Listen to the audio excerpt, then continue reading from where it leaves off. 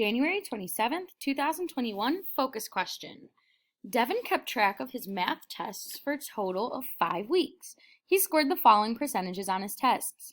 Find the median of the given data. So, first of all, on Monday we found the mode, which the mode was the number that there were the most of, which there was no mode.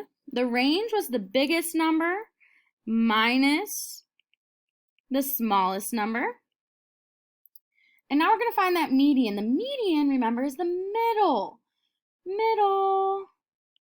But remember, we must put them in order first. Must put in order first.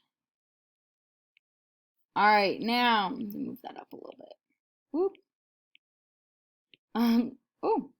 Go back. Okay, so we must put them in order. So, first thing, we have a 50. Then we have a 75.